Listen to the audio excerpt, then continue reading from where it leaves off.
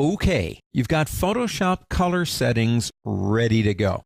You've spent the money and gotten a spider, and you've color calibrated your monitor. You've done all that stuff, and then you pull this on me.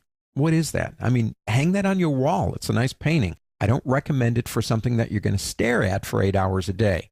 Understand something. The colors that we see surrounding an image will influence the colors we see in our heads. This is not a good color workspace. Now, don't forget, you got the monitor set up, half hour warmed up, ready to go. All that stuff's good. Let me pull something over. I'm on a Mac, but I will show you how to do this in Windows too in a second. The desktop on my Mac, this is in Preferences. So if we go Show All here, I'm in System Preferences on a Mac, and I go into Desktop and Screensaver. And basically, that's what I've got right now. What I would suggest, because I'm a boring person, is solid colors. Now, what kind? If you go to, say, for example, a museum or a art gallery, most of the time, what you see displayed is displayed against earth tones or grays. Why? Again, because they want you to focus on the image, not what's around it.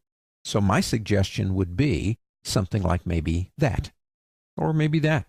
You say that's boring. Well, I understand it's boring, and you know that too. But what we're doing is we're trying to minimize any distractions that we might incur when we're trying to work with an image. Now, I will second guess this right here. If you have Photoshop open to full screen, well, then that background's not going to be shown anyway. So I guess theoretically, you might be able to use just about anything you want to. But to have to stare when I'm working on my computer at some of this stuff, well, it's just going to fry your eyes, okay? I would suggest be boring. Now, how do we do this in Windows? Well, let me show you. Here we are in Windows. Now, I'm running Windows on my Macintosh through a program called Parallels. But it is Windows, okay? There's no difference. It's Windows on a Mac, if you will. Mac does Windows, as they say. I'm going to come down here to the Start button. That's how I got here, this part right here. I went to the Start button, and this is Windows 7, incidentally, and I went into Getting Started and went into Personalize Windows. That's how I got to here. Now, I can change, just like on a Mac. Oh, that looks good. Look at that one.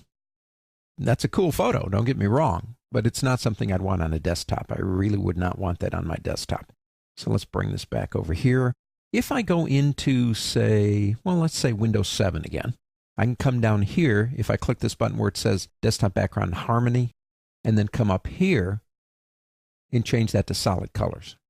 Yeah, we're going to get boring again. And I can choose something like this, or maybe a little bit darker. Earth tones like browns or grays are really what you want to use.